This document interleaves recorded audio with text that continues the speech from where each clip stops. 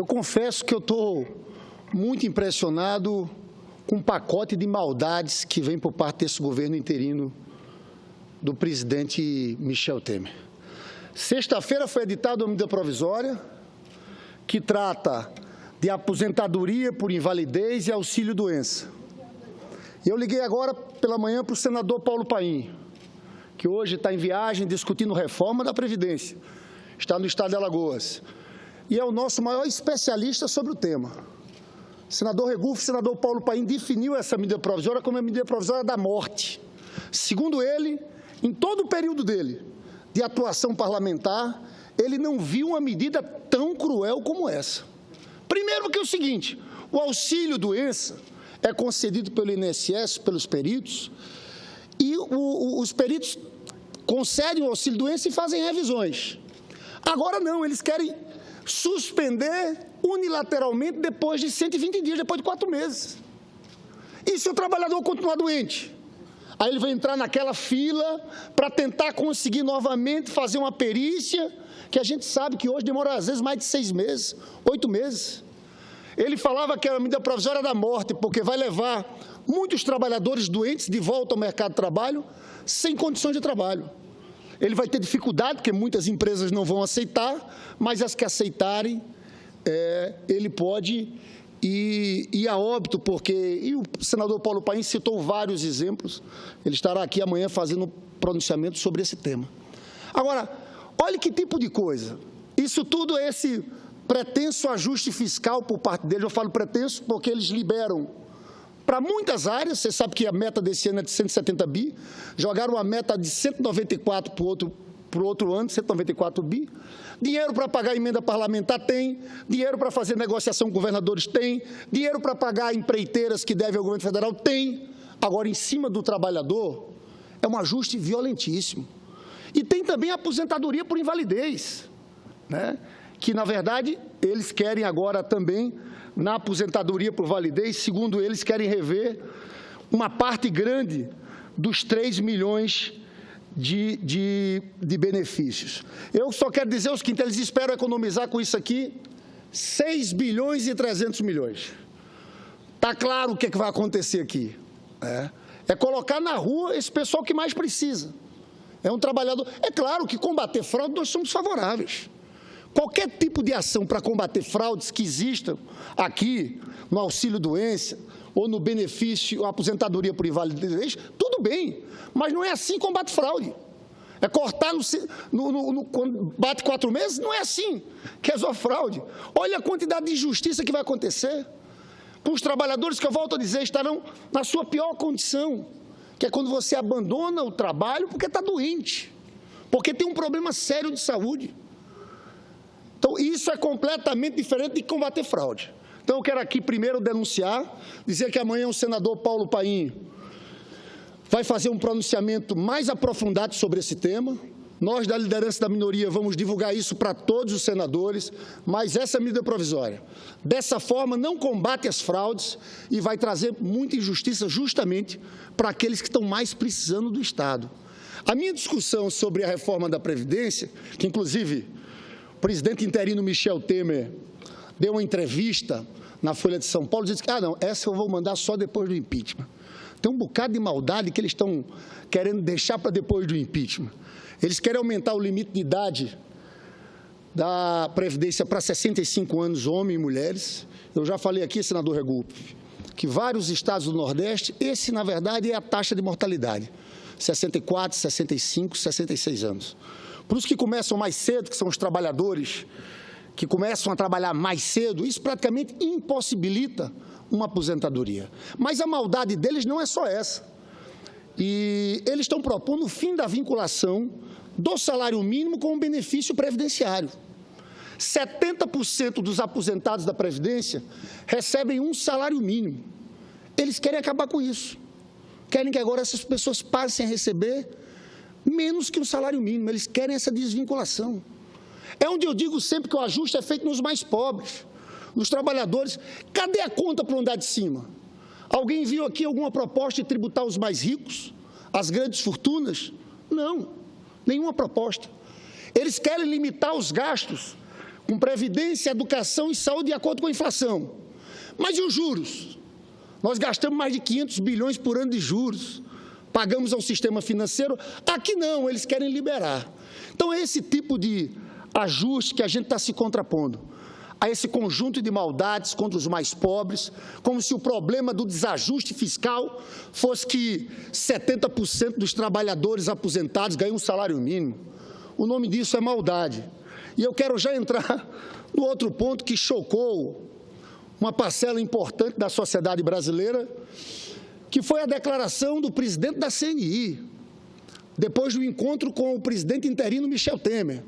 Ele sai do encontro com Michel Temer dizendo o seguinte, que nós temos que, falando sobre a carga horária de trabalhos, que hoje nós temos no Brasil 44 anos, citando que em muitos países, aí falou da França, 80 horas de trabalho semanais. Primeiro, é falso essa argumentação. Na França, está havendo mobilizações e protestos, e creio que os movimentos sociais vão ter uma vitória, porque aumentaram lá, Regulfo, para 60 horas. Mas em casos excepcionais, né, em que a empresa esteja falindo, em que tem acompanhamento da Justiça do Trabalho, e você tem direito a hora extra quando for acima de 35 horas. Mas vai cair, porque a quantidade de protestos contra isso é uma coisa enorme. Mas o presidente da CNI falou em 80 horas. Né? Eu estou muito impressionado com a sede desse pessoal, em cima de retirada de direitos. Né? O ministro Eliseu Padilha já falou que é prioridade para eles o projeto da terceirização e o projeto de colocar o negociado na frente do legislado. A terceirização significa, na verdade, redução de salários. Eu estou aqui com alguns números para passar logo depois para Vossa Excelência.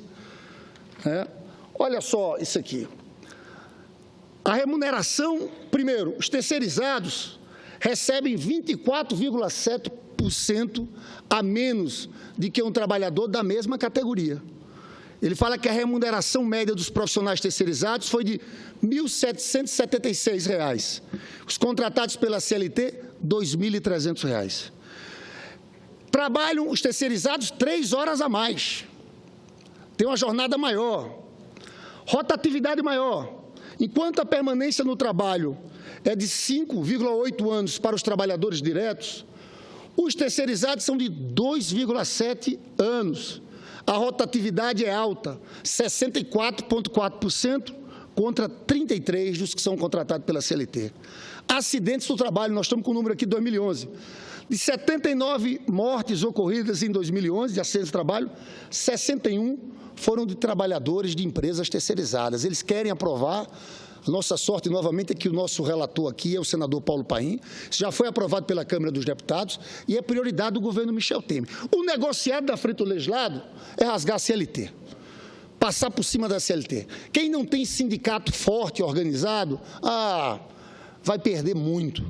Vale dizer, também, não é frase minha, saiu na imprensa, a posição do vice-presidente da Fiesp, Benjamin Straimbuch, chegou a falar, senador Randolfo.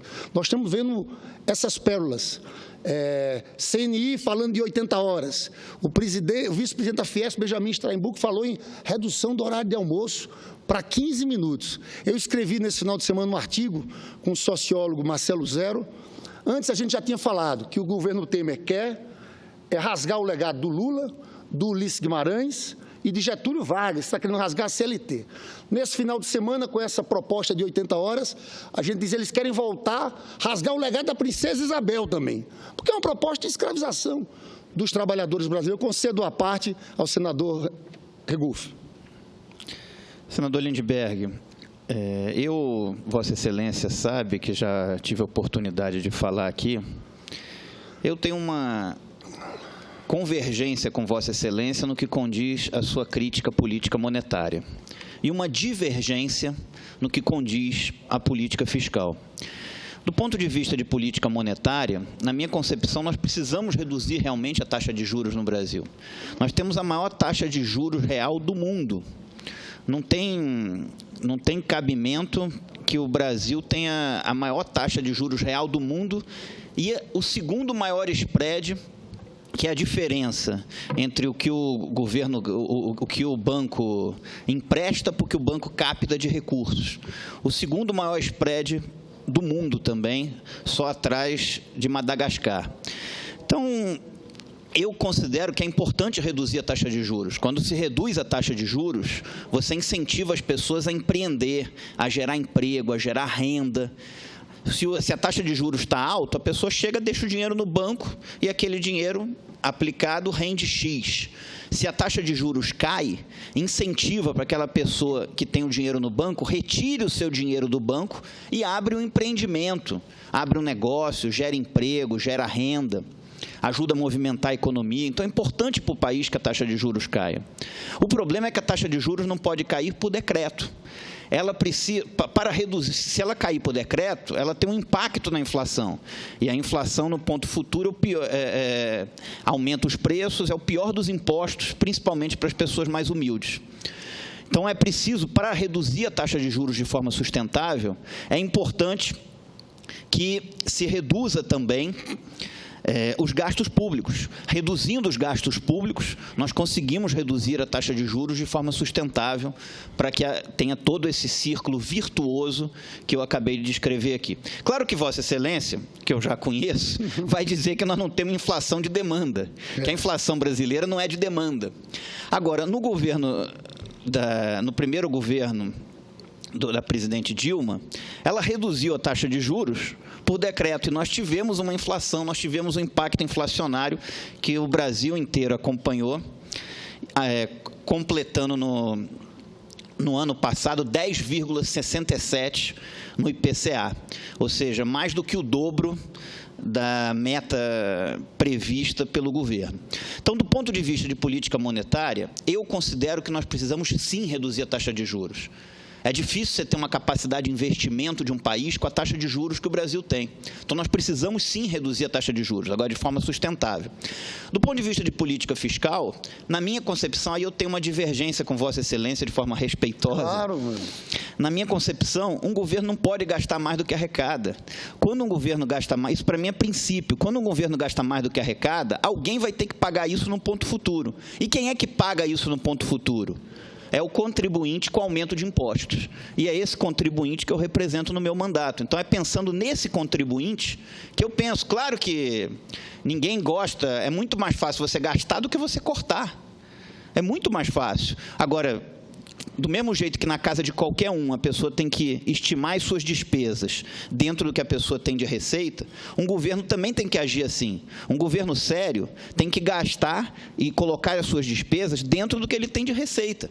Pelo menos é a minha opinião. Claro que cada um tem a sua, mas é a minha opinião. Na minha concepção, o governo não pode gastar mais do que arrecada, porque quando gasta mais do que arrecada, quem paga isso no ponto futuro é o contribuinte. E aí eu já falei aqui, senador Lindbergh, falei no governo Dilma, e o mesmo vale agora para o governo Temer, porque a minha posição é uma só, eu sou coerente e eu defendo o que eu acredito. Do mesmo jeito que eu falei aqui, que votaria contra qualquer aumento de impostos que penalizasse o pobre ou a classe média no governo Dilma, do mesmo jeito eu falo aqui, qualquer aumento de impostos que for votado nessa casa, que penalize o pobre ou a classe média, o meu voto será contrário aqui nessa casa. Agora no governo Temer também. Porque você não pode fazer o contribuinte pagar o preço pelas ineficiências, irresponsabilidades ou incompetências de um governo. Na minha concepção, o governo tem que fazer as suas despesas dentro do que ele tem de receita. E não gastar, depois vai no contribuinte e aumenta o imposto para o contribuinte. Acho que isso não é sério, isso não é correto.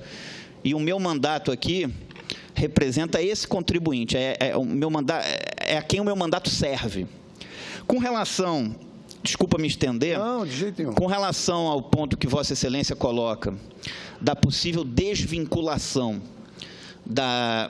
do salário do aposentado ao salário mínimo, que vai permitir, caso seja colocado em prática, que um aposentado ganhe menos do que um salário mínimo, isso vai ter o meu voto contrário. Eu acho isso um absurdo.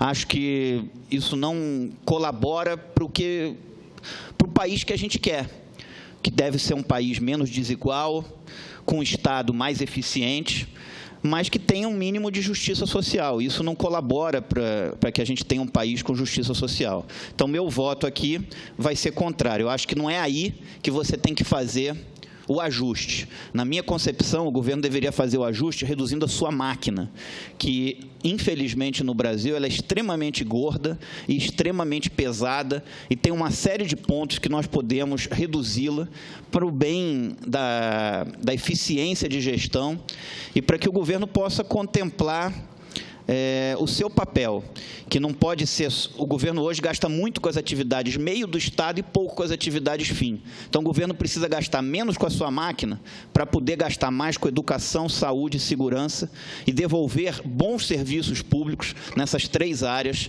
que é para isso que o Estado existe, para atender principalmente esses serviços públicos essenciais que a população precisa e que hoje, infelizmente, não vêm sendo devolvidos de forma devida pelo Estado brasileiro. Senador Raguffi, primeiro agradecer a parte, é um prazer fazer esse debate aqui, é um debate importante que a gente faça com altíssimo nível, com argumentos. Na verdade, a discussão de arrecadar mais do que gasta serve para o orçamento familiar. Para um país, essa lei é difícil de aplicação, principalmente em momentos de crise. Se eu tenho ideias, nesse momento de crise que a gente vive, são poucos os países que praticam superávit, né? A Alemanha é um, mas pouquíssimos, né? E para se fazer o superávit, ou equilibrar, não ter déficit, por exemplo, esse ano, se a gente quisesse chegar a gastar o que arrecada, nós tínhamos que parar hospital, parar universidade, parar tudo. Não é o caso. Você veja, agora um primeiro-ministro canadense foi eleito, chama Justin Trudeau, que é um cara que está fazendo um trabalho no Canadá fantástico. Primeiro, nomeou metade do Ministério de Mulheres. Perguntaram a ele por quê? Disse, porque estou no século XXI. Tem feito medidas ousadas nas mais diversas áreas. Está combatendo aquela política de guerra às drogas. Mas, bem, ele lá decidiu o seguinte: está havendo desaceleração econômica, eu vou fazer déficit por 3 anos para recuperar a economia e depois eu faço superávit. Sabe que o governo do presidente Lula, quando fala em responsabilidade fiscal, para não ficar parecendo que nós, o PT, não temos apego à responsabilidade fiscal, a dívida líquida, ele pegou a dívida líquida do Fernando Henrique, 60% do PIB. Caiu para 34%, mas caiu por quê? Porque tinha crescimento econômico, no momento do crescimento econômico fez muitos superávites. Agora, em momentos de recessão econômica, às vezes o Estado tem que gastar mais para a economia reagir. Se você faz um ajuste fiscal no meio de um cenário de recessão econômica, você aprofunda o ajuste. É onde entra a discussão aqui da questão fiscal. Em 2014, nós tivemos um déficit. Sabe quanto foi o déficit nominal? 6,7% do PIB. Sabe qual foi a parte de gastos primários? Com educação, com saúde, com previdência, tudo isso? O déficit da parte primária foi 0,6%. 6,1% foi pagamento de juros. No ano passado, o déficit foi acima de 10%. Sabe qual foi a parte do primário? 1,5% de déficit primário. 8,5% pagamento de juros. O debate, o que me incomoda nesse debate do país aqui, é porque a questão dos juros, senador Raguffi, eles deixam de lado.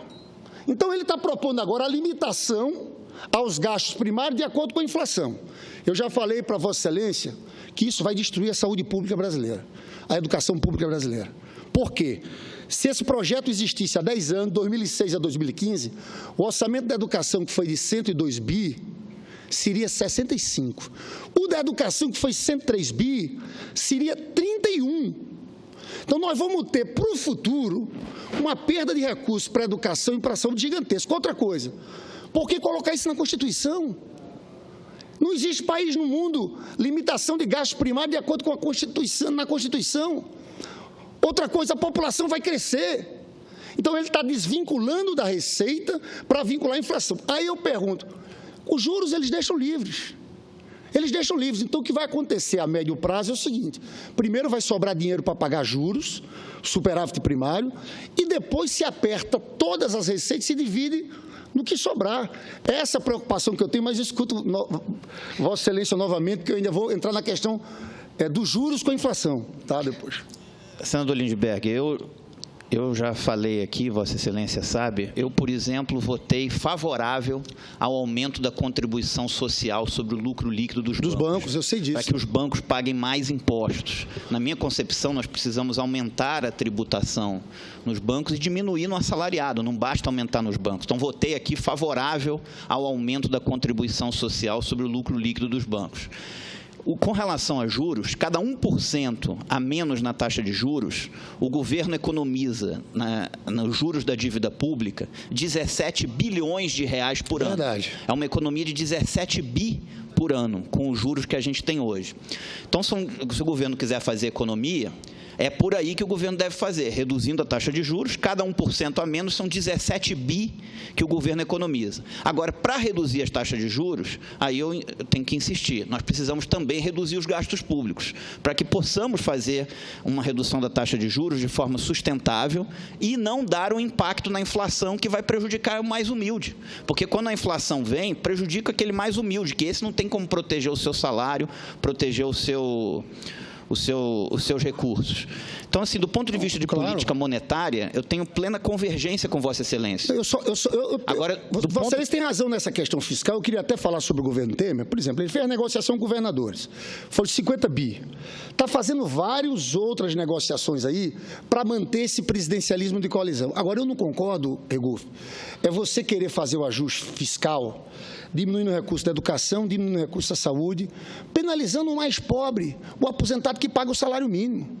Fazer ajustes internos, tudo bem, ok, mas o que estão fazendo e o que estão propondo é fazer um ajuste em cima. Volto a dizer, não tem nada por andar de cima. São os mais... Quem precisa de saúde pública? Quem precisa de saúde pública é a pessoa mais pobre, que está na ponta. Então, é tudo em cima desse. A senadora Ana Amélia até um dia falou de um panfleto da CUT, fica aparecendo, até quem está de fora, não, esse pessoal do PT está fazendo aqui teoria. Não é teoria, são propostas objetivas.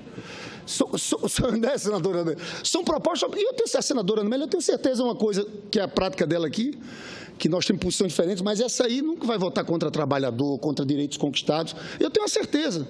Então, não vai ser fácil eles passarem aqui.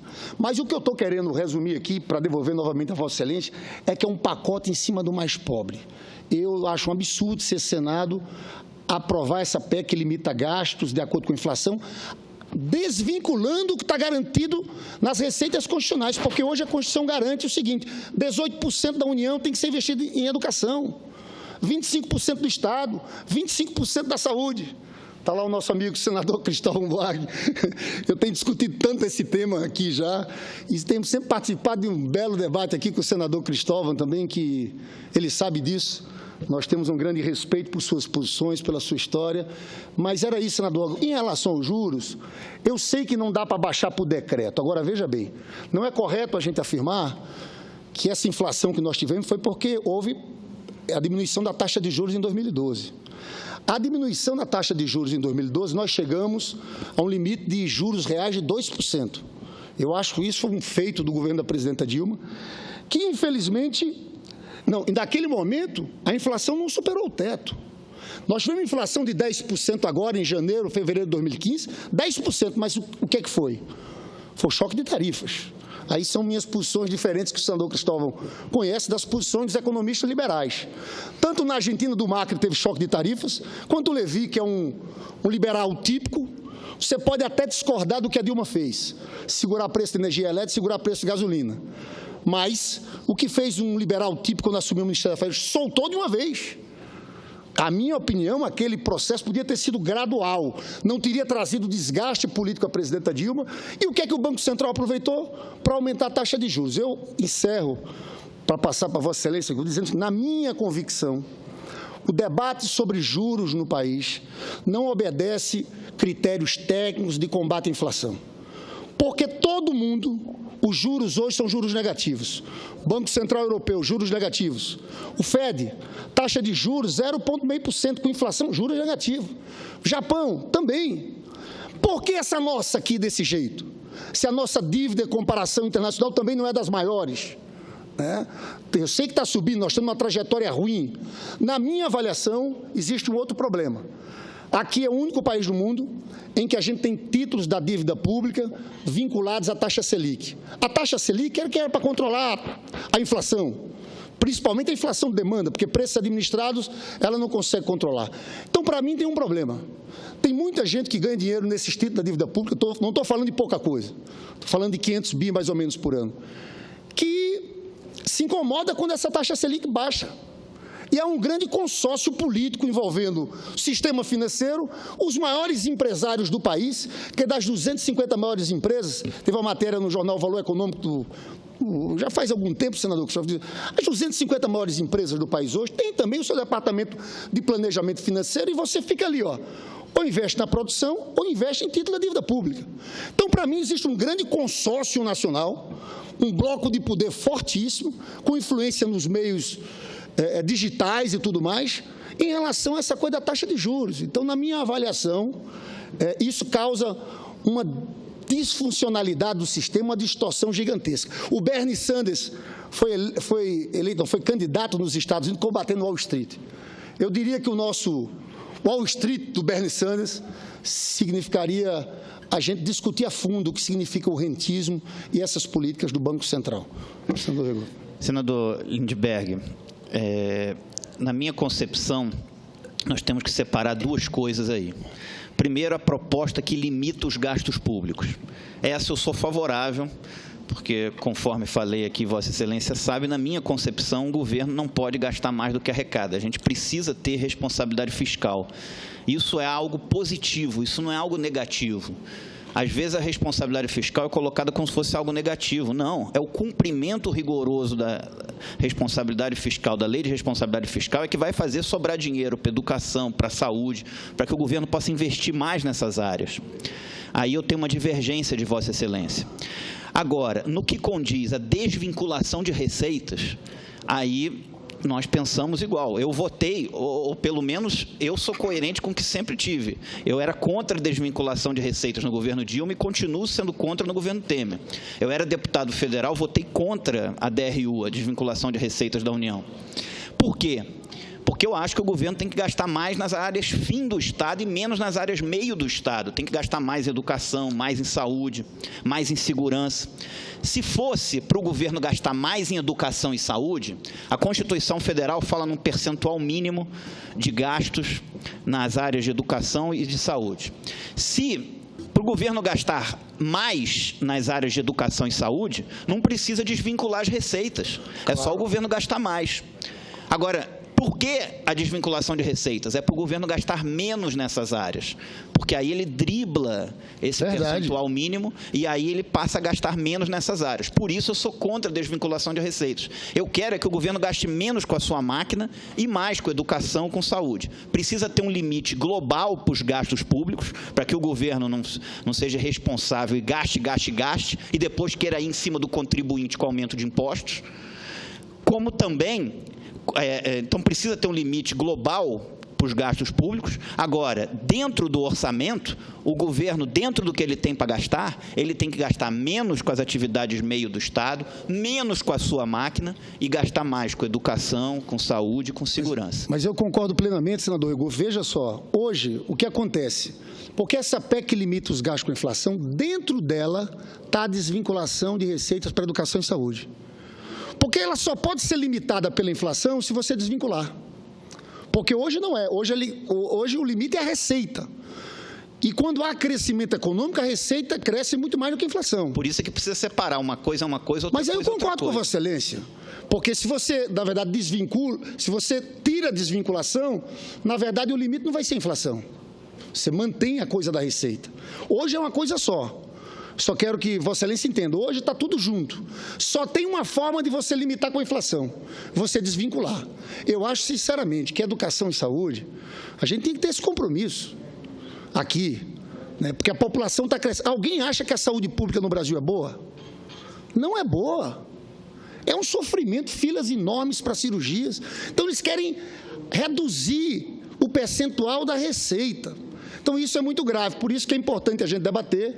Em cima disso, senador Regufe, a gente pode tentar construir uma frente aqui de parlamentares que têm uma preocupação com a questão fiscal, como Vossa Excelência.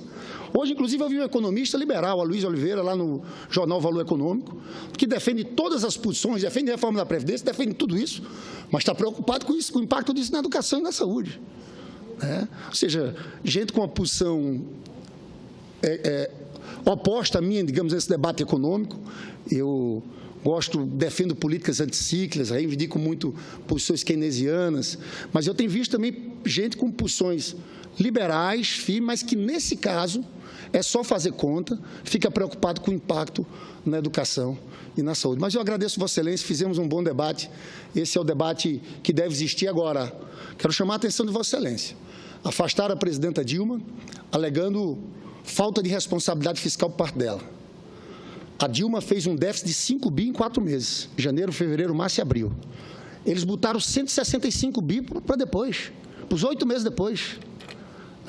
E não tem história para o déficit do próximo ano da LDO, eles tentaram vender como 194 bi. Então, eu tenho dito aqui que é uma coisa, no mínimo, estranha. Eles afastaram Dilma por um motivo, estão fazendo uma coisa completamente diferente e volto a dizer. Eles falam de reforma da Previdência, de atingir os mais pobres, tirar dinheiro da educação e da saúde, mas para manter esse presidencialismo de coalizão, isso tem dinheiro. Para fazer as negociações com parlamentares, as emendas parlamentares não mexem, negociação com o governador avança. Então, aqui tem uma discussão também, que tipo de ajuste? E eu acho esse debate muito válido, que eu acho que tem tudo a ver com Vossa Excelência. Vossa Excelência falou muito em área meio. Vossa Excelência falou muito em área meio e eu concordo. Quando você faz um aperto em área meio é uma coisa. Quando você faz na área fim, e quando eu falo de plano de austeridade e saúde, a gente sabe que a nossa população está envelhecendo. Então, você fazer uma limitação ao crescimento real de gastos, mesmo se o país estiver crescendo, é uma maldade sem fim. Senador Lindbergh, só minha última intervenção aqui, até porque eu vou assumir a presidência para que a senadora Ana Amélia possa também fazer uma parte a Vossa Excelência. Com relação ao loteamento do governo, isso eu criticava muito no governo Dilma e continuo criticando no governo Temer. Isso que eles chamam de presidencialismo de coalizão, isso aí é um outro nome que se deu para um fisiologismo explícito que a gente tem nesse país. Precisa ser experimentado um novo tipo de administração pública, que leve em consideração o mérito, que leve em consideração o sistema de metas e resultados, que não se preocupe apenas em quantos votos aquilo vai dar no Congresso, uma nomeação vai dar no Congresso. Eu quero ver quem é mais preparado para devolver um serviço ao contribuinte brasileiro em cada área. Eu não quero saber quantos votos aquela indicação vai dar no Congresso Nacional. Pelo menos eu não acho que isso é o que o contribuinte brasileiro gostaria de ver. E esse presidencialismo de coalizão, que na verdade é um governo do fisiologismo explícito, foi assim no governo Dilma, e está sendo assim no governo Temer. E eu sempre vou defender o que eu acredito. Acho que tanto um governo quanto o outro não fizeram o que o cidadão brasileiro, aquele que paga impostos, gostaria de ver no Estado brasileiro, que é um governo eficiente e um governo que seja voltado para atender o contribuinte, devolvendo serviços públicos de qualidade a esse, e não simplesmente para fazer máquina político-partidária dentro do Estado brasileiro. Senador Regufe, eu agradeço novamente a parte, dizer o seguinte, que a situação do Temer é diferente da Dilma. A Dilma sofreu até um impeachment por parte desse Congresso Nacional. A Dilma, nessa costura, digamos assim, não teve o mesmo desembaraço que esse pessoal do Temer. E eu digo uma coisa aqui, que podem criticar o PT, a gente por tudo. Agora, uma coisa que ninguém tira é que nesse período de 13 anos aí, houve um processo grande de inclusão social. Os mais pobres, os trabalhadores nesse país ganharam. O filho do trabalhador negro, morador da periferia, hoje, pela política de cotas, ele consegue entrar na universidade pública. É claro que faltam muitas coisas. Agora, devo dizer, nós estamos entrando numa outra quadra. A gente teve a nossa quadra de inclusão social. Cometemos erros, sim, e temos que falar dos erros, sim. Agora, o que vem aí é uma quadra desse governo interino que quer desfazer todas essas conquistas. Eu não exagero quando eu digo, que estão acabando com o legado do Lula, do Ulisses Guimarães, porque o Ulisses Guimarães colocou como capítulo 2º os direitos sociais da Constituição. Senador, o senhor está dando uma resposta só porque as visitas são muito rápidas. Claro. São jovens estudantes, Vossa Excelência foi presidente da UNE, o senador Lindbergh Farias, aí são estudantes do Centro de Ensino Médio 111 e do Recanto das Emas, aqui, que é um dos bairros do Distrito Federal, uma das cidades satélites do Recanto das Emas. Então, bem-vindos, professores, orientadores, todos os alunos e alunas, e o senador Lindbergh Farias, que é do PT do Rio de Janeiro, líder também da minoria aqui nesta casa, continua falando, eu vou descer para também fazer uma parte a ele. Eu, inclusive, quando eu quero... Estou com som? Estou, né? Quando falo o seguinte, que estão tentando acabar com o legado do Lula, do Ulisses Guimarães e do Getúlio Vargas, eu queria, senador Regufe, trazer aqui o que aconteceu, porque desde a Constituinte de 88, que argumentam que a Constituição não cabe no orçamento. Eu queria trazer aqui uma história, um discurso de Ulisses Guimarães, porque ao final da Assembleia Nacional Constituinte, em 88, Sarney convocou uma cadeia nacional de rádio e televisão para alertar o país sobre o perigo de uma explosão brutal de gastos públicos. E disse o seguinte, disse que o país ia ficar ingovernável. Sabe o que Ulisses respondeu? Ele tomou a palavra e disse: senhores constituintes, a Constituição, com as correções que faremos, será a guardiã da governabilidade. A governabilidade está no social. A fome, a miséria, a ignorância, a doença inassistida são ingovernáveis. A injustiça social é a negação do governo e a condenação do governo. O doutor Ulisses Guimarães não só foi muito feliz naquele processo de constituinte, nos direitos e garantias individuais e coletivos, mas nos direitos sociais. A grande obra nos direitos sociais foi transformar saúde e educação como direitos universais. Para isso, eles fizeram a vinculação constitucional. E é justamente isso que esse governo interino do presidente Michel Temer quer acabar, com as vinculações constitucionais à educação e à saúde, que, ao meu ver, significa rasgar a Constituição cidadã. Eu passo a palavra para a senadora Ana Amélia, que pediu uma parte. Senador Lindbergh, eu acho que o grande problema do atual presidente Michel Temer é que, se o João Santana não tivesse preso, ele devia contratar o João Santana para fazer uma comunicação melhor. Esse é um ponto aqui. Não é provocação, é apenas porque eu entendo que o governo está errando na comunicação. Eu queria dizer também que é bom ter cuidado, porque o presidente Lula está conversando com algumas pessoas e as informações é de que ele está elogiando o governo Temer, a política econômica do Temer e... As informações são erradas, Excelência. Falando mal da sua antecessora e pupila. O senhor está voltando à narrativa mesmo que foi repetida aqui na sexta-feira, num debate muito interessante. Eu até gostei quando o senador Aloysio disse que estava feliz por o senhor ter se convertido à lei de responsabilidade fiscal, que no fundo é isso que o senador Regufe aqui falou: gastar muito mais do que você é capaz de fazer e não cuidando da qualidade do gasto. Gastar mais em benefício da ponta é ótimo. Gastar mais em prejuízo da ponta, isso é péssimo, porque não tem qualidade o gasto. A narrativa é a mesma, senador, que o Vossa Excelência abusou. Qual é? É a da desvinculação do salário mínimo com a aposentadoria. Em 2011, quem fez por decreto a definição de salário mínimo foi a Dilma. E aí ela tirou o reajuste, que era com paridade com o salário mínimo para quem está na ativa, e está na ativa, foi ela que fez. Como, senador? Isso já a Dilma fez em 2011, isso, senador. O que é isso, senador? Essa desvinculação. O salário mínimo é reajustado de acordo com a inflação, e quem ganha na ativa, quem está aposentado, o reajuste do aposentado não é o mesmo reajuste da ativa, senador. Foi a Dilma que aplicou. Por isso que hoje 70% do aposentado, senador, está recebendo equivalente a um salário mínimo, mesmo tendo contribuído por 5 salários mínimos, por 3, ou por 2, ou por 4 salários mínimos. Ele está recebendo um salário mínimo, porque à medida que vai passando o tempo, por defasagem entre dois índices de reajuste reajuste, um maior para quem está na ativa e um menor para quem está na inatividade ou aposentado, isso vai levar a uma redução do seu poder aquisitivo e vai cair também o poder. Por isso que os aposentados tanto clamam e tanto pediram para acabar com o fator previdenciário, que incidia uma vez na hora da aposentadoria. Foi criado no governo Fernando Henrique Cardoso e o PT ficou 13 anos no poder e não tirou o fator previdenciário, senador. Quer dizer, vamos ter um pouco mais de lógica. E essa questão do auxílio-doença, Vossa Excelência disse uma frase que fica boa se for verdade. Se Vossa Excelência está dizendo o que a Vossa Excelência pensa e pratica. Eu também sou favorável ao combate à fraude. Foi a frase de Vossa Excelência. Claro.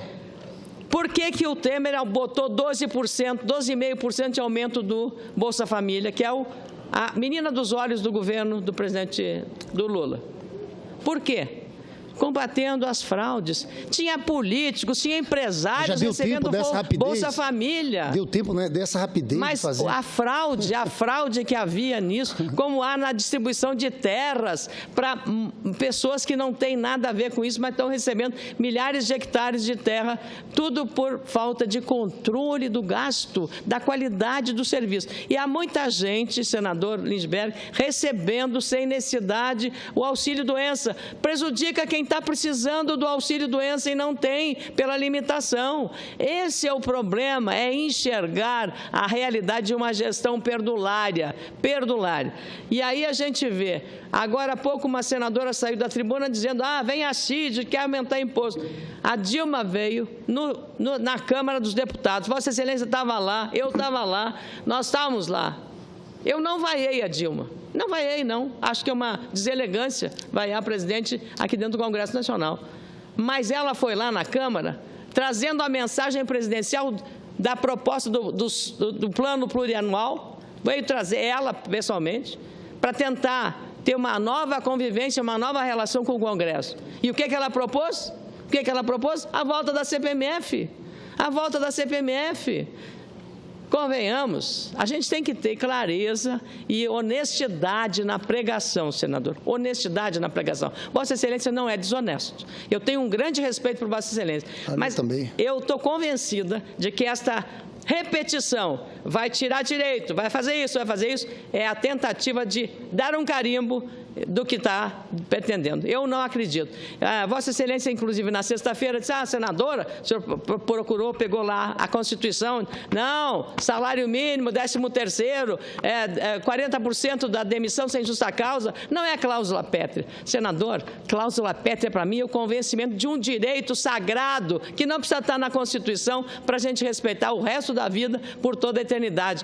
Eu não diria, podia não ser uma cláusula pétrea da Constituição, o salário mínimo, 13º salário e férias. Pode não estar na Constituição, mas está na consciência e na responsabilidade de qualquer governante sério desse país. E não penso que Michel Temer vai ter a irresponsabilidade de mexer nesses direitos. 40% de indenização para quem for demitido sem justa causa, 13º salário, férias remuneradas, salário mínimo assegurado. Senador, o senhor falar que vai tirar tudo isso, não estou falando que é tudo isso. Não está no nível e na seriedade do seu desempenho nesta casa, na forma de agir e na forma de debater as questões econômicas. Senadora Ana Amélia, Vossa Excelência não está querendo enxergar a realidade. Essas medidas que eu estou falando aqui não são terrorismo, são medidas anunciadas pelo presidente Michel Temer. A senhora vai ficar na sinuca de bico, porque a senhora quer, ao mesmo tempo, defender o governo Michel Temer e dizer que é contra direito de trabalhadores. Deixa eu só concluir o raciocínio, eu dou novamente a palavra a Vossa Excelência. Vossa Excelência, na reunião passada, disse que os direitos sociais eram cláusulas pétreas. Eu mostrei que cláusula pétrea é uma coisa, é até o artigo 5º da Constituição. Não são cláusulas pétreas. Vossa Excelência aqui diz o seguinte, não, que a aposentadoria não é vinculada ao salário mínimo, porque foi a Dilma em 2000... Não, senadora Ana Amélia, eu era deputado aqui. Uma reforma da Previdência feita por Fernando Henrique Cardoso acabou com a desvinculação do salário mínimo do reajuste de aposentados. Ficou o quê? o salário mínimo. Hoje só tem uma vinculação. O salário mínimo para quem recebe um salário mínimo, que é o menor pagamento. Então, Vossa Excelência confundiu e falou da Dilma em 2011. Vossa Excelência pode procurar. Eu era deputado. E, na verdade, quem acabou a desvinculação para todos foi o governo do Fernando Henrique Cardoso, entre 95 e 98, no primeiro ano do Fernando Henrique Cardoso. Aí Vossa Excelência fala de salário mínimo. Quem criou a lei de valorização do salário mínimo? Foi o presidente Lula, que criou o seguinte critério: inflação do ano, mais o crescimento do ano anterior. Sabe o que deu isso? 70% de reajuste acima da inflação. A senhora lembra como era no governo Fernando Henrique Cardoso? Eles diziam o seguinte: é inflacionário aumentar o salário mínimo. A senhora lembra que no governo Fernando Henrique Cardoso, o funcionalismo público ficou 8 anos sem receber aumento? Agora, para devolver a Vossa Excelência, quem está falando em reforma da Previdência e acabar com vinculação do salário mínimo ao benefício previdenciário, eu estou inventando? Não, senador. Falar de terceirização, eu estou inventando? Falar do negociado na frente do legislado, eu estou inventando? Falar da vinculação de gastos com inflação, eu estou inventando? Não. Isso aqui isso é um massacre em cima do povo pobre. Auxílio-doença. Vossa Excelência falou do auxílio-doença. Combater fraude é uma coisa. A maldade de você cortar o pagamento do benefício no 4º mês é outra coisa. É isso que ele fez. Depois de 120 dias, você corta. A pessoa pode estar morrendo numa cama. Está cortado. É justo fazer isso? Não. Isso é maldade de tecnocrata. Senador, que não tem coragem. Nós defendemos mesmo o CPMF. Acho que foi um absurdo o Senado, no governo do presidente Lula, ter acabado a história da CPMF. Isso eles não falam, porque a Fiesp diz: não queremos. O que a senhora tem a dizer da fala do presidente da CNI, que chegou a falar de 80 horas de jornada de trabalho, se referindo à França? São essas maldades, senadora. A senhora não está vendo isso? Senador, o efeito inflacionário, o que provoca efeito inflacionário é corrupção desenfreada, corrupção sem controle, que, veja só, uma das ideólogas do Partido dos Trabalhadores, uma das figuras mais próximas do presidente, Marilena Chaui, chegou ao ponto de dizer que o Sérgio Moro foi no FBI, nos Estados Unidos, para combater o pré-sal, senador. Mas, olha, são essas coisas, senador, que não dá para a gente entender. O que nós temos que ter é um Estado eficiente. Eu não estou defendendo o governo de Temer. Eu tenho que ver compromisso com o Brasil. Mas a senhora parece que não está acreditando, parece que está achando que é mentira nossa quando a gente está falando dessas retiradas de direitos. É que aqui se repete toda hora. Mas é porque é verdade, senador. Que nós estamos num processo de golpe contra Dilma. Senador. Não é golpe, senador. É golpe, senador. A senhora sabe que não tem. Então, vou repetir. Efeito inflacionário é dado pela corrupção desenfreada que acabou com a Petrobras, que destruiu a Petrobras e, inclusive, tem que ser combatido. Agora, confessou agora. Ela tenha sugerido a compra, talvez, da refinaria obsoleta, sucateada de Pasadena, nos Estados Unidos, para aumentar ainda o rombo da Petrobras, uma empresa que nós... E o pré-sal não é contaminado pelo interesse neoliberal ou não sei o que, da direita ou da esquerda, é simplesmente pela inviabilidade da Petrobras hoje de fazer os investimentos necessários nesse grande projeto, senador. Então, nós temos que botar os pingos nos is, senador. Eu respeito muito o senhor, mas eu estou... Vossa Excelência, agora vamos lá. Vamos falar de corrupção na Petrobras e de outras coisas. Os senhores desenvolveram o argumento que... Os partidos que estão nisso, eu estou fora. Não, eu estou falando, se não é isso, não. Todos têm que punir. Eu estou falando aqui, senadora Ana Amélia, porque aqui tinha uma narrativa no começo que o problema da corrupção era o PT.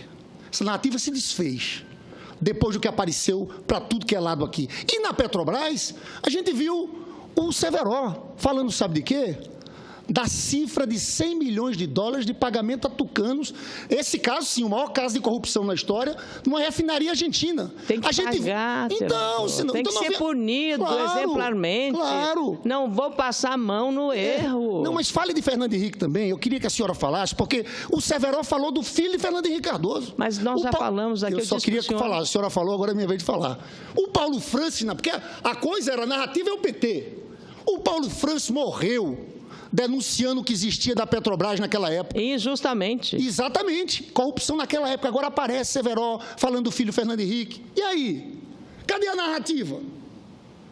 Cadê a narrativa que existia? Eu só quero dizer isso aqui, senadora Ana Amélia, porque foi muito fácil, foi um período aqui que a gente só escutava, agora a gente está vendo que é necessário aqui o seguinte, quem entrou em corrupção, quem desviou recursos tem que ser preso. Agora, a demonstração é o seguinte, que esse nosso sistema político de financiamento empresarial está falido, envolveu todos os partidos têm que fazer sua autocrítica. Então não venha só com essa narrativa. Aqui mudou o discurso, porque antigamente era PT, se calaram. Porque muitas denúncias contra o PSDB, contra todos os partidos. Todos os partidos. Então, veja bem, eu estou só querendo... Inclusive o meu. Claro, mas eu não estou falando isso. Não vou botar uma venda nos olhos, não vou botar uma venda. Eu estou só falando aqui que esse debate tem que ser mais aprofundado. Agora, Vossa Excelência, com todo respeito, Vossa Excelência sabe que eu respeito muito, nós temos posições diferentes, mas a senhora é uma senadora trabalhadora, está aqui de segunda a sexta, batalhando. Agora, eu acho que a senhora ainda não está vendo o tamanho da desgraça social que vai vir com esse governo interino Michel Temer. Parece, toda vez que eu falo aqui, que parece que a gente está repetindo uma mentira. Não é mentira. Tudo que eu estou falando são em cima de projetos deles. Auxílio-doença, eu volto a dizer, é a medida provisória da morte. Como acabar com fraude é uma coisa, cortar no quarto mês, e se a pessoa tiver acamada? Olha a injustiça. É o ajuste que eles querem. Sim, deficiente idoso. BPC, quem recebe deficiente idoso e recebe um salário mínimo vinculado ao BPC. Querem acabar. Deficiente, idoso, as pessoas doentes, os mais pobres. Estão querendo fazer o ajuste fiscal em cima desses, dos trabalhadores. Não tem fraude nisso, né, senador? Não, se tem fraude, tem que combater. A senhora, me diga aqui, a senhora acha que você vai combater a fraude cortando o benefício de uma pessoa que recebe o auxílio-doença no quarto mês? Não. O cara está lá em Roraima, quarto mês cortou. Como é que eu estou combatendo fraude? Esse pobre coitado que está doente vai ter uma dificuldade. A senhora sabe que as perícias agora demoram 6 meses a 1 ano. Eles vão fazer uma maldade com ele, que é sair para o posto de INSS para demorar a ser atendido, enquanto isso ele pode morrer. Os peritos ficaram na mais longa greve, os peritos médicos, a mais longa greve então, por falta de diálogo do seu governo. Que se resolva esse problema, não faça isso com quem tem o auxílio-doença lá na ponta. É maldade, é uma visão de tecnocrata, de quem trabalha com os números. Agora, mexer com juros, não. Imposto a Fiesp não quer. Agora, o pobre, o trabalhador, esse aí, vai ser extremamente... Senador, nós estaremos aqui para evitar qualquer mas a senhora dano, tem que abrir os olhos. Qualquer dano ao trabalhador e aos aposentados, senador. A senhora está se iludindo, basta ver os discursos. Não, eu estou querendo que se combata a fraude, que não se faça injustiça, como fizeram quando fizeram o cadastramento do INSS, era o ministro, era o Berzoini, que uns velhinhos tinham que ir lá na Previdência, sem condições de caminhar. Para isso, senador. Vossa Excelência falou do INSS, Vossa Excelência sabe que nós informatizamos tudo. Aquelas coisas que existiam, depois do tempo, foram aperfeiçoadas. Reconheço, porque falava com o Ministério da Previdência. Eu agradeço, Vossa Excelência, reconhecer alguma coisa boa feita no governo. Não, mas, olha, senador, Bolsa Família. Claro. E uma outra coisa boa que Lula fez foi levado o Meirelles para o Banco Central, senador. Outra coisa boa que ele fez... Vossa Excelência. Outra coisa boa que ele fez foi ter mantido o Pronaf com o mesmo nome, ter ampliado os recursos, foi criado pelo Fernando Henrique Cardoso. Então, não há num político que tenha seriedade e equilíbrio de não reconhecer essas coisas. Agora, no Bolsa Família foi possível fazer um reajuste graças a simplesmente cortar aquelas coisas que estavam acontecendo erradas e distribuir dinheiro para quem não precisava. Vossa Excelência sabe que não foi feito ainda nenhum tipo de ajuste no Bolsa Família, que esse é um programa que existe com as prefeituras. Para você fazer uma revisão de cadastro, ganha tempo. Ele fez por uma decisão política, de aumentar ali, talvez fazendo cálculo político. O senhor não queria dar mais não, claro, mas eu estou querendo dizer que ele não cortou de nada, não. Ele foi uma decisão política, de tentar falar mais para esse pessoal, que é um pessoal... que tem vinculação com os governos da presidente Lula e Dilma, foi por isso. Foi um raciocínio político. Só quero que a senhora saiba que não foi feita nenhuma revisão do cadastro Bolsa Família, porque não daria tempo. Nós temos, em poucos meses, ter esse governo interino. Eu, sinceramente, penso dessa forma. Eu acho que esse período vai entrar para a história como um período de um golpe parlamentar para retirarem direitos trabalhadores. E eu acho, senadora, quando eu olho para esse período de médio prazo, eu me preocupo muito com o povo brasileiro. Agora, eu acho que a gente vai conseguir mostrar para o povo brasileiro que nós fizemos a inclusão social e que eles, esse governo, estão querendo acabar com as conquistas que houve nesse período.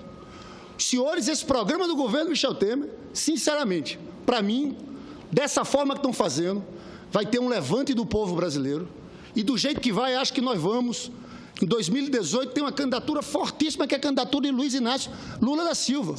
Voltar, porque está virando, eu já concedi tantos apartes a Vossa Excelência. Eu concedo o último. Que Vossa Excelência só me respondesse uma coisa. Porque nós temos 12 milhões de desempregados. Claro que eu respondo, senadora. Senadora Ana Amélia, você sabe quando a gente pegou o governo Fernando Henrique Cardoso? Nós tínhamos 18 milhões de desempregados.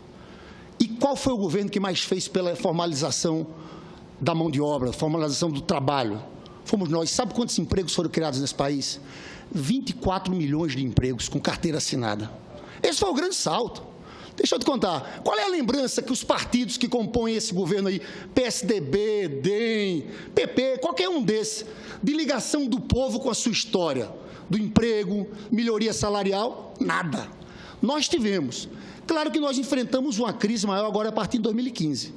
E essa crise, que é uma crise internacional, foi agravada aqui no país, e eu já falei isso para Vossa Excelência, foi agravada por erros do governo, e eu considero o erro maior ter colocado Levi, ter feito um ajuste fiscal que aumentou o desemprego naquele período, mas pela oposição. A senhora não pode, os senhores não podem, que eram oposição, dizer que não tem nada a ver com isso. Porque, primeiro, o senador S não aceitou o resultado da eleição. Entrou Eduardo Cunha na presidência da Câmara, não deixava a presidenta Dilma votar nada. E os senhores aqui o tempo inteiro. O país está parado há um ano e meio. E a senhora quer dizer que a oposição, a dita oposição na época não tinha nada a ver com isso? Claro que tem. É covardia fugirem disso.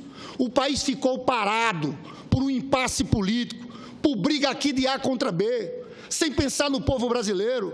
Então não me venham com essa. Senador. A oposição e a situação têm responsabilidade por esse momento que a gente está vivendo. Quanto tempo ficou, por exemplo, a meta que a presidenta Dilma mandou para o Congresso Nacional para ser votado? Não deixavam votar. Era só bomba. Eduardo Cunha junto com o PSDB. Era aqui o Aécio Neves dando piti toda semana. E agora eles dizem, não tem nada a ver com isso. Sinceramente, é preciso, nesse momento, encarar os desafios que temos pela frente, mas reconhecer o papel de cada um. A senhora sabe que tem um cientista social, e agora me falhou o nome, que eu citei aqui no meu discurso do impeachment, que fala o seguinte, que a democracia sempre é ameaçada quando a oposição não tem um comportamento leal com a Constituição.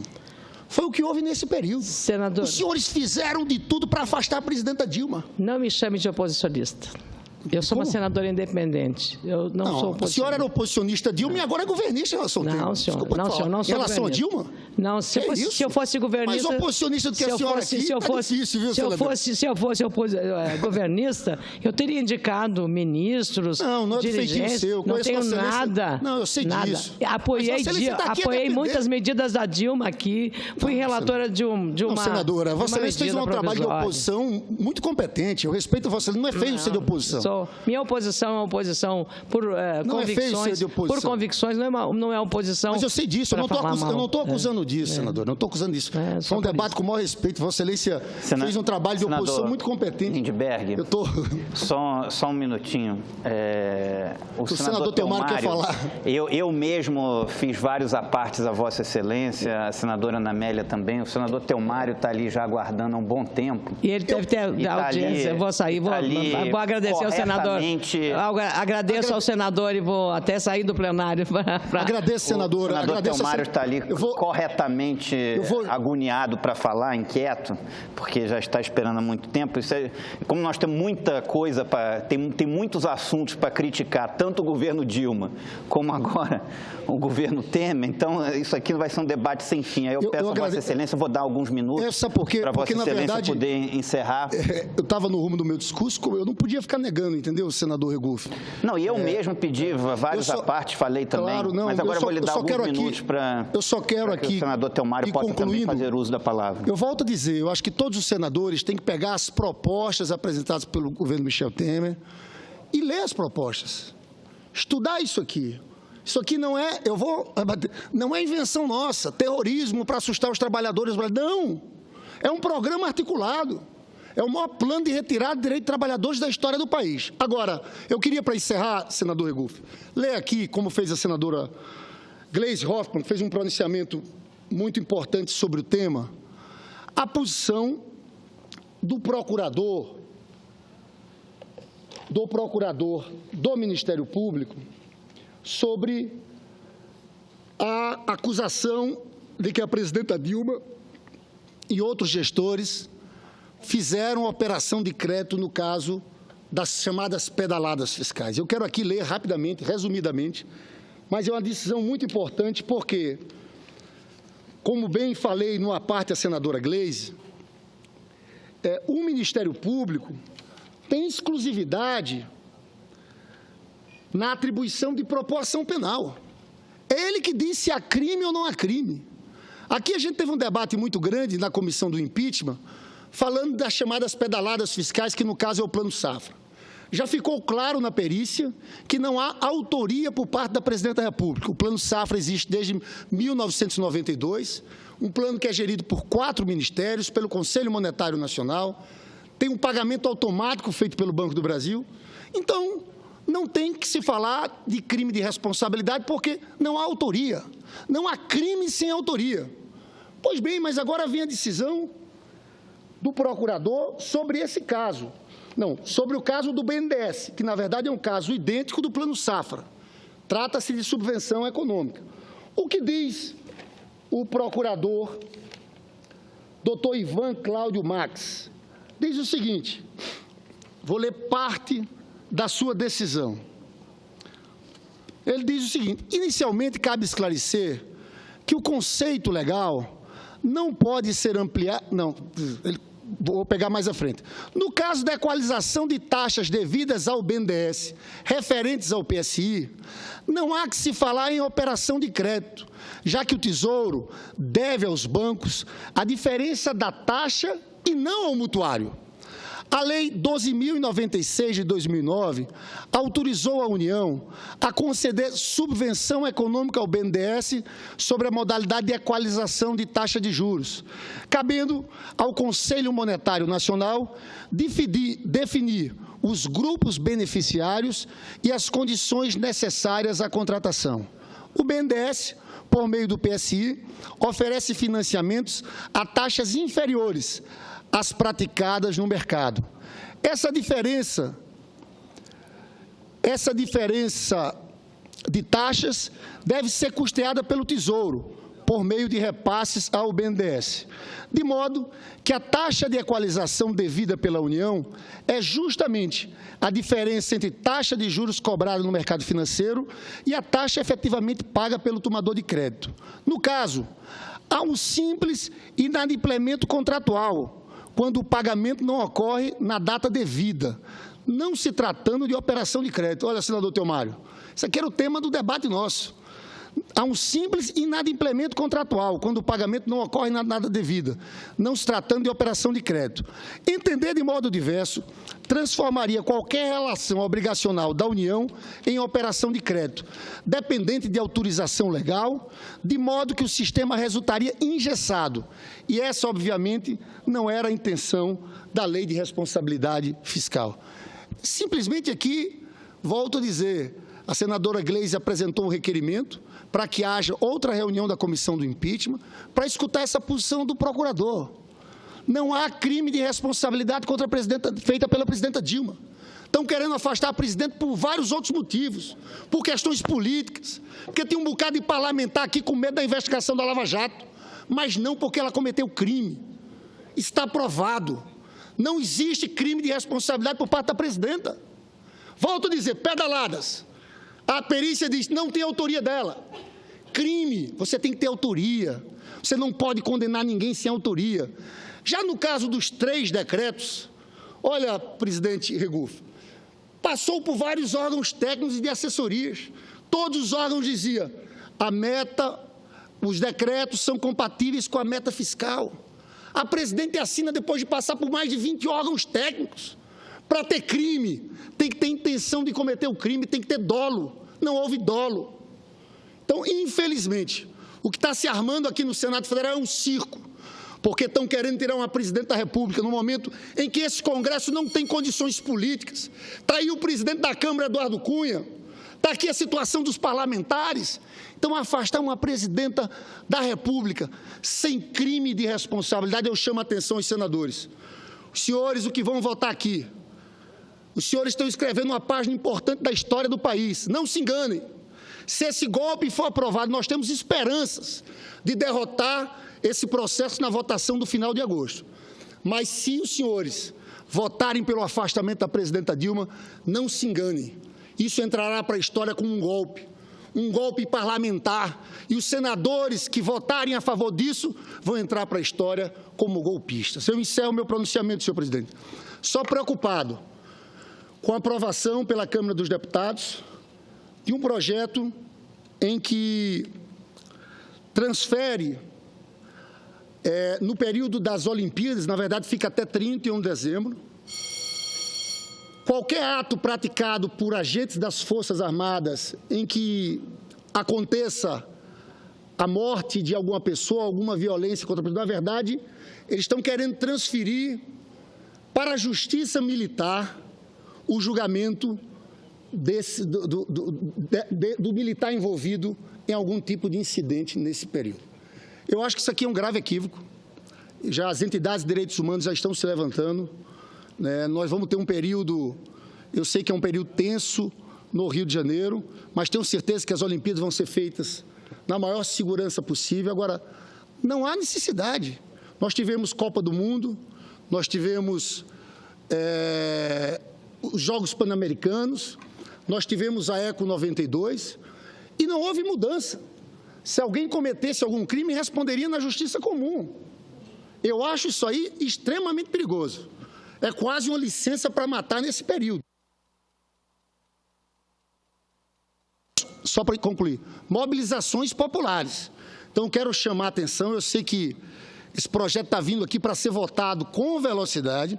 Nós vamos nos levantar contra esse projeto. Eu acho que isso aqui é um precedente perigosíssimo. E a gente sabe que tem algumas áreas do Rio de Janeiro, falo o Complexo da Maré, que teve ocupação por parte do Exército. Não foi necessário isso. Então, eu chamo a atenção aqui e quero conversar depois com o líder do governo, aqui, Aloysio Nunes Ferreira, mas nós temos grande preocupação com esse tema e vamos nos posicionar contrário a essa medida. Muito obrigado, senhor presidente. Peço desculpa pelo tempo tomado, acabou sendo muito longo, mas acho que fizemos um debate interessante, principalmente quando discutimos a questão fiscal com Vossa Excelência. Muito obrigado.